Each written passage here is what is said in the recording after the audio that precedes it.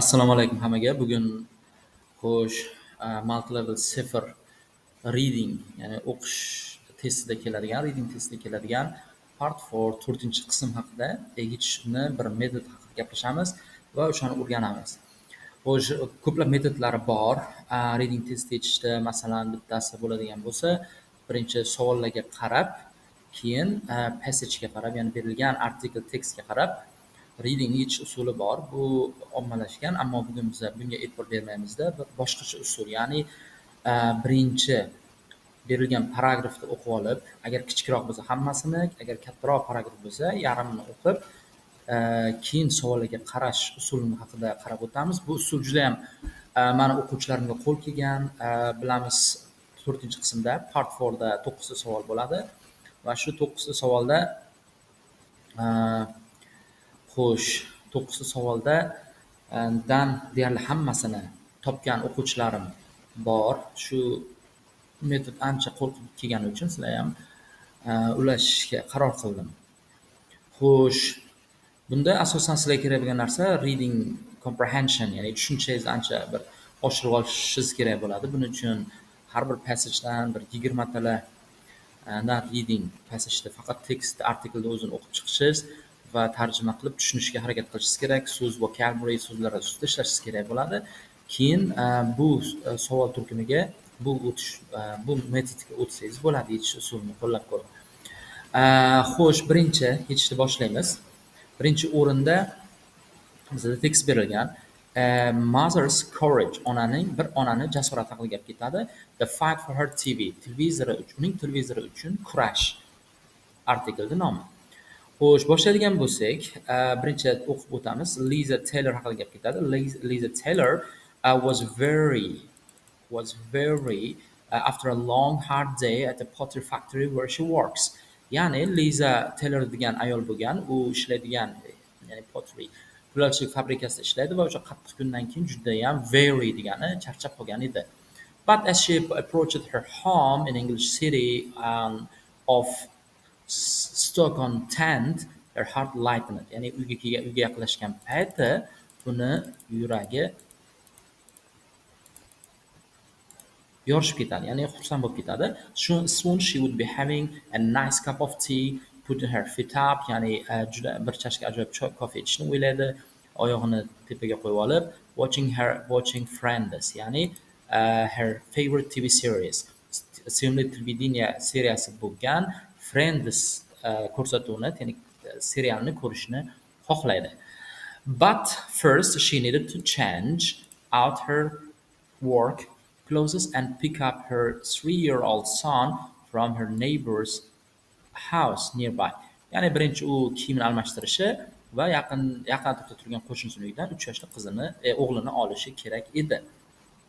As Lisa walked up her garden path, she noticed, ya'ni u payqab qoldi, noticed a light flashing on and off upstairs bedroom.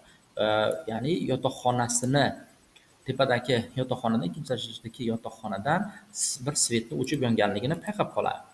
A shiver went down her back. A shiver went down her back degani u qo'rqib ketadi, ya'ni qaltiroq tutadi uni. Bizda boshqa ibora ham bor. Shiver went down her spine. What if it was a burglar? O'g'ri bo'lsa nima bo'ladi u deb qo'rqib ketadi. Quietly she crept round the back of the house. Ya'ni crept round degani aylanib sekingina bildirmasdan uyning orqasiga o'tadi. To see if there was any sign of breaking. Ya'ni breaking buzib kirish, qanaqadir buzib kirishni alomati bormikin deb o'tadi. Sure enough, ya'ni yetarlicha haqiqatdan ham dalili bo'lgandek, the window was open, deraza ochiq bo'ladi.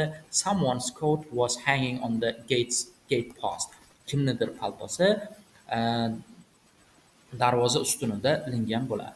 Tushunishimiz bo'yicha Liza Taylor degan ayol bo'ladi, qattiq ishlab charchagan, keyin uyga yaqinlashgan paytda mana shu televizor ko'rib, choy ichishni orzu qilgan, lekin birinchi qiladigan ishi u albatta o'g'lini olishi va kiyim almashtirishi, o'g'lini olish kerak bo'lgan. Va u bog'dan o'tayotgan paytda bir svet o'chib yonganini ko'rib qoladi yuqori qavatdagi yotoqxonadan va u qo'rquv bosadi, o'g'ri bo'lsa-chi deb o'ylaydi va sekingina uyni orqasiga o'tadi va haqiqatdan ham buzilgan uyni buzib kirish alomatlarini ko'radi. Deraza ochiq, kimnidir paltosi ilingan bo'ladi. Xo'sh, buni tushundik. Endi savollarga qarashni boshlaymiz. 21-savolda berilgan what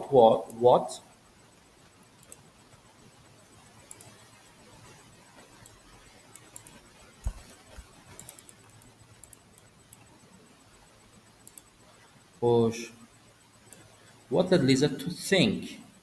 Ya'ni Lizani o'ylashga nima majbur qildi? There was a burglar in the house. Ya'ni uyda o'g'ri bor deb o'ylashga nima majbur qilgan? Xo'sh, variantlar something was broken, nimadir singan edi. Ya'ni singan narsa haqida gap ketgani yo'q. Something had been left outside, nimadir tashqariga qoldirib ketilgan edi deyapti. Bu haqida ham gap ketgani yo'q. Something was in the wrong place, nimadir noto'g'ri joyda qo'yilgan edi deb bu haqida gap ketgani yo'q. Something was moving inside, nimadir ichkarida harakatlanayotgan edi. Bu yerda tushunimiz mumkinki, chiroq o'chib yongani buni bir alomatini beryapti. Ya'ni nimadir ichkarida harakatlanayotganini, ya'ni something was moving inside.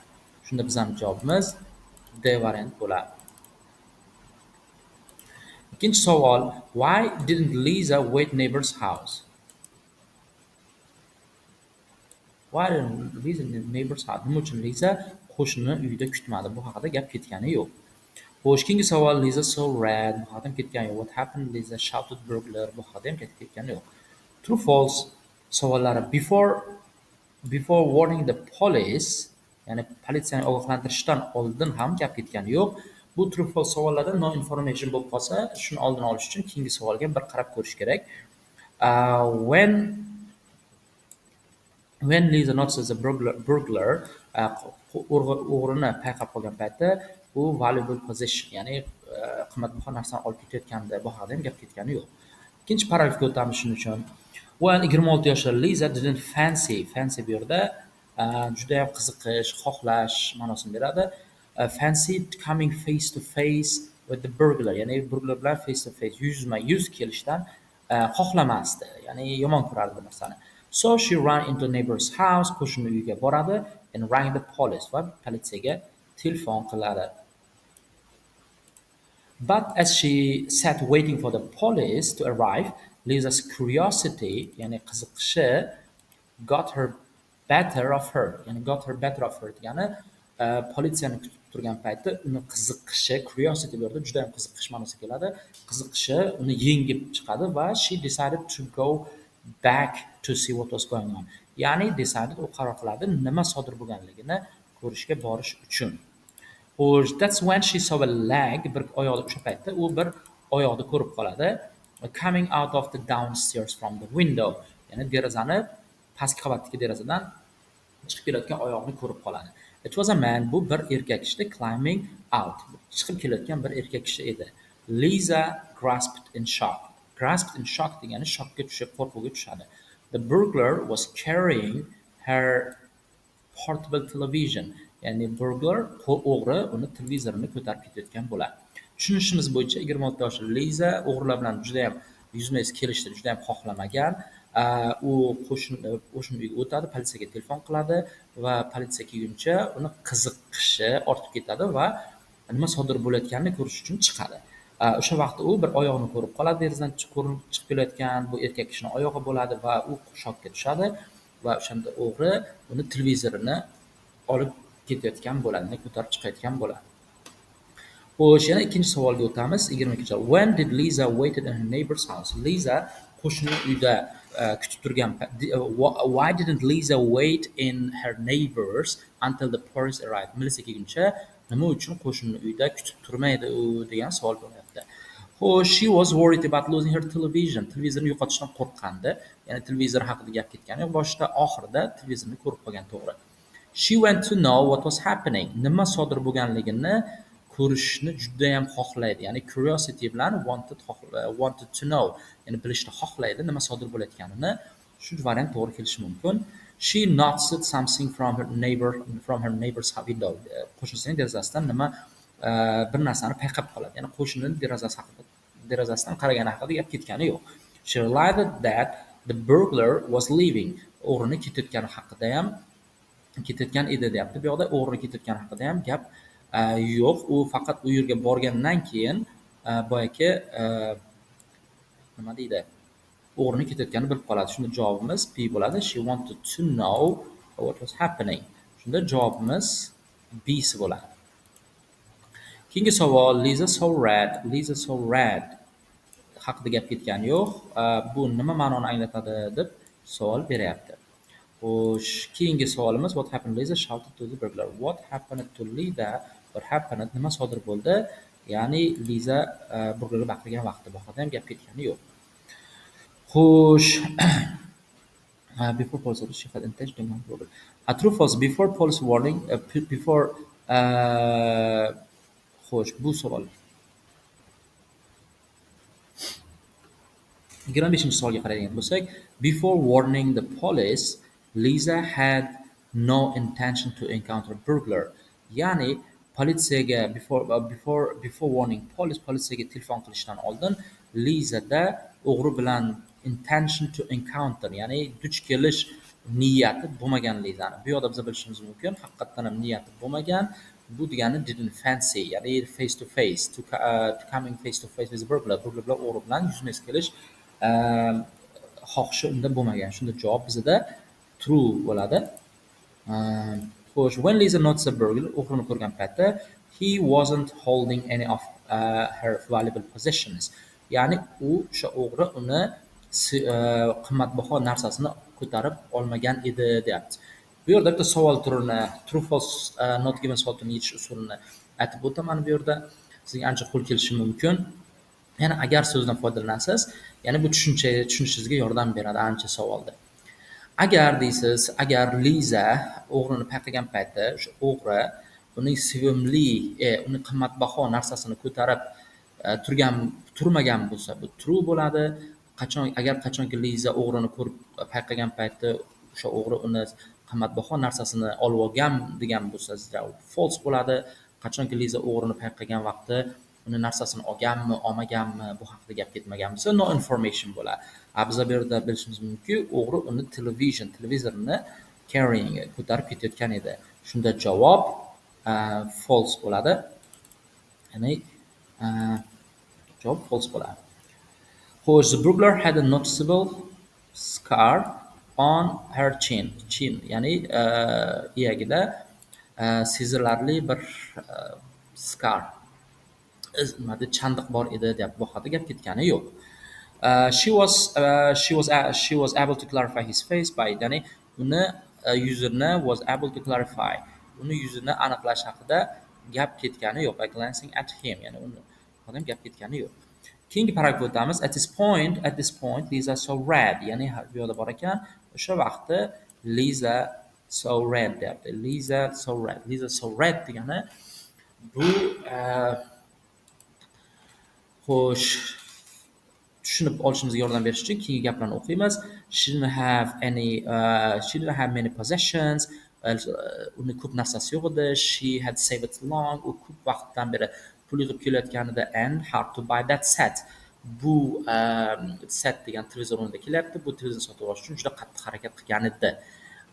Ya'ni bu so red degani u qizilni ko'rdi deb to'g'ri-to'g'ri tarjima qilsak, ya'ni yuzi qizarib ketdi, uni jahli chiqdi. Ma'nosi to'g'ri kelsa kerak. Ya'ni kimdir televizorni olib chiqib ketyapti, uni jahli chiqqan.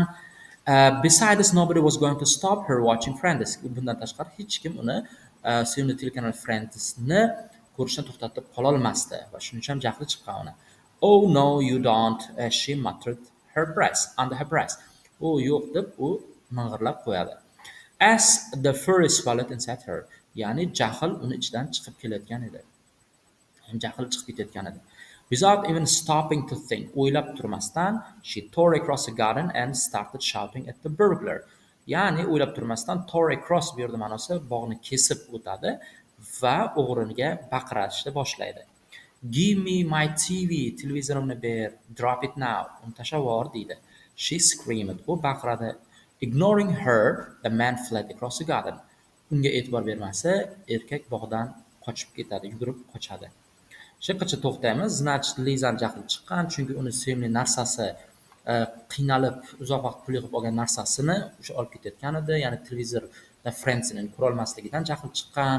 Shunda u unga baqirishni boshlaydi. To'xta, deb bog'ni kesib o'tib to'xta deydi, televizorni tashlab baqiradi, lekin o'g'ri unga e'tibor bermaydi, ya'ni ignor bermasdan qochib ketishni boshlaydi. Xo'sh, endi savol turlariga qaraydigan bo'lsak, xo'sh, what does Lisa so red mean? Impatient, sabrsiz bo'ldi. Bu yerda sabrsiz haqida gap ketayotgani yo'q. Felt frightened, ya'ni qo'rqib ketdi. U qo'rqmadi, qo'rqsa qochardi, shuning uchun unga baqirgan. To'xta, tashla televizorni deb. She got angry, u jahli chiqib ketdi. She felt brave, u jasorat, ya'ni jasur his qildi o'zini ma'nosida kelyapti. Shunda bizga javob ko'proq she got angry, ya'ni jahli chiqib ketdi. Angry, jahli chiqib g'azablandi ma'nosi to'g'ri keladi shu yerda. What happened when Lisa shouted at the burglar? Ya'ni nima sodir bo'ldi qachonki u o'g'riga baqirgan vaqti. Ya'ni o'g'riga baqirgan vaqti nima sodir bo'ldi? He tried to explain why he was there. U nima uchun u yerga tushuntirmoqchi bo'lgan. O'g'ri bu haqida gap ketgani yo'q. She felt over as he ran towards her. U tarafga yugurayotgan paytda yiqilib tushdi. Ya'ni o'g'ri yiqilgani haqida ham gap ketgani yo'q. He pretended not to have heard her. U uni eshitmaganga o'zini o'zini shu kuyga soldi. Eshitmaganga oldi. Bu ko'proq ignoring her, ya'ni unga quloq solmasdan yugurish davom etdi ma'nosi to'g'ri kelyapti. He dropped the TV and attacked her. U televizorni tashlab unga hujum qildi. Bu haqida ham hozircha gap ketgani yo'q. Shunda bizga eng ma'qul javob u uni eshitmaganga oldi, ya'ni qizni eshitmaganga oladi va yugurishda davom etadi. Xo'sh, keyingi savol. Javob C bu yerda.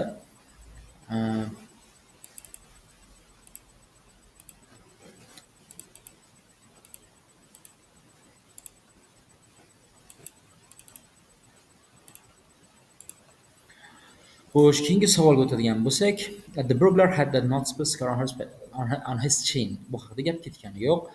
She was able to clarify his face by glancing at him when he was carrying a makeup, trying to make up. Qochayotgan vaqtda uni unga qarab uni yuzini aniqlay oldi qizchani deyapti, ya'ni Lizani. Xo'sh, bu haqida ham halicha o'qiganimiz yo'q. Davom etamiz o'qishga. Xo'sh, so Lisa threw herself at him and ya'ni o'zini ustiga tashladi and successfully rugby tackled him to the ground. Ya'ni rugby o'yinda olingan, rugby o'yinchilar qiladigan qattiq ushlab uni yerga yiqitadi. The burglar struggled to escape. O'g'ri qochishga qiynaladi. But Lisa struggled, ya'ni harakat qiladi, but Lisa hang on like a best kind of guard dog despite being punched and kicked. Ya'ni shunga qaramasdan Liza tepilishi, urilishiga qaramasdan uni eng zo'r ya'ni qo'riqlovchi itlar kabi qattiq ushlab olgan bo'ladi. As she looked up, qarasa, she realized that she recognized, ya'ni uni taniydi, yuzini tanib olgan bo'ladi. And she was so surprised, u juda ham hayratlanganidan she lost her grip. U lost her grip degani bo'sh qo'yib yubormoq, ya'ni qo'lini qo'yib yuboradi. And burglar got away, va o'g'ri qochib ketadi. Leaving the TV behind in the garden, ya'ni televizorni bog'ga qoldiradi. Tushunishimiz bo'yicha Liza ustiga o'zini otadi, uni urib yiqitadi va urilishiga qaramay qattiq ushlab oladi, lekin unga qaragan paytida tanib qoladi va shu holatda u ajablanganidan uni qo'yib yuboradi. Shunda o'g'ri qochib ketadi va televizorni tashlab ketadi. Xo'sh, keyingi savol turiga qaraydigan bo'lsak,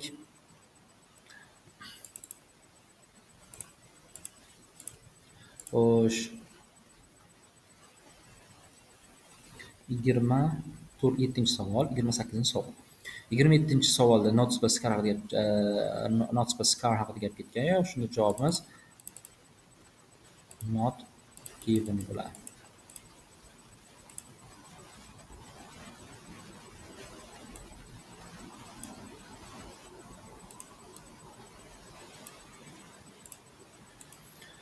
She was able to clarify his face by glancing at him. Ya'ni uni yuziga qarab uni taniy oladi deyapti.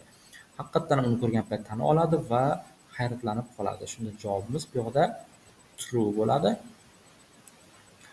Xo'sh, Lisa got a compensation, ya'ni uni kompensatsiya olgani haqida gap ketgani yo'q. Va o'qishga davom etamiz. By the time the police and her father arrived, Lisa was in tears. Yani otasi kelgan paytda Liza yig'layotgan edi. Politsiya kelgan paytda ham. I can't believe you were so foolish, Lisa, scolded her father. Men senga ishonolmayman, sen juda ham ahmoqona tutding o'zingni deb otasi uni urishadi. You could have been killed. Seni o'ldirib qo'yishlari mumkin edi deb aytadi. I know, but at least he didn't get my TV, she replied. Bilaman, hech bo'lmaganda u meni televizorimni olib ketmadiki deb u javob beradi. Lisa later remembered the name of the burglar. Lisa keyinroq o'g'rini nomini eslaydi, who had been in the same year at her school. Ya'ni bir xil maktabda o'qigan bola bo'ladi. He was later caught and jailed in 15 months after admitting burglary and assault. Ya'ni u haqiqatdan ham qo'lga olinadi va 15 yil, 15 oy o'g'irlik va nima deydi, zarar yetkazgani uchun qamaladi. In May last year, o'tgan yili Mayda, Lisa was given a certificate, ya'ni Lizaga uh, was given a certificate and of appreciation by the Staffordshire Police. Mana shu yerdagi polis tomonidan minnatdorchilik sertifikati beriladi. Yani bu nima uchun desak, for her outstanding courage and public action. Buni judayam hayratlanarli jasorati va jamiyatda tutgan harakati uchun shu narsa beriladi. But in the future she intends to leave household security to a new member of her family, Chan, who is a legal dog. Va u kelajakda u uyini, xavfsizligini bir oilani yangi a'zosiga tashlab ketmoqchi. Bu ham bo'lsa qo'riqlovchi it bo'lgan Changa. Tushunishimiz mumkinki, bu yerda Liza otasi bilan ozroq otasidan gap eshitadi qilgan ishlari uchun va oxir-oqibatda o'tgan yil mayda unga minnatdorchilik sertifikati beriladi va hozir uni iti bor va itiga uni uyini xavfsizligini tashlab ketishni xohlaydi. Xo'sh, endi savolga o'qiydigan bo'lsak, bu hamma savollar ketdi va oxirgi savolimiz qoldi. Lisa got compensation from her offender for her lost properties. Ya'ni compensation degani bu yerda kompensatsiya, ya'ni qilingan zararga to'lab berish, ya'ni kim o'sha zarar yetkazgan bo'lsa, o'sha to'lovni ma'naviy yoki moddiy jihatdan to'lab beradi. Va bu narsa haqida gap ketgani yo'q. Ya'ni u offender, o'sha unga properties, mulkiga zarar yetkazgan kishidan pul oldi, ya'ni kompensatsiya oldi ma'nosida kelyapti. Bu haqida gap ketgani yo'q. Bizga faqat politsiyadan u minnatdorchilik sertifikatini olgan. Shunda javobimiz bizada no information bo'ladi. Xo'sh, bugungi readingimiz yechilish usuli shunday edi.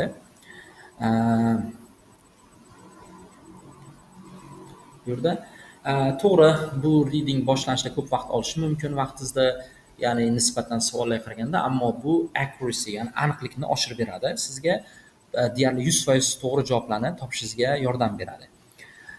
Buni ham tezlashtirishingiz mumkin. Boshida 1 soat olishi mumkin, 2 soat olishi mumkin yoki 45 minut, yarim soat vaqt olishi mumkin. Bu normal holat, ya'ni boshlanishida siz asosan e'tiboringizni hamma javobni to'g'ri topishga va berilgan artikel to'g'ri tushunishga harakat qilishingiz kerak.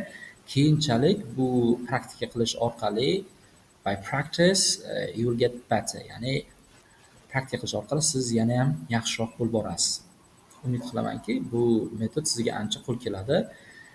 Keyingi topishadigan reading testlaringizda, ya'ni maltilada 0 da bo'ladimi, IELTS da bo'ladimi? Sog' bo'linglar.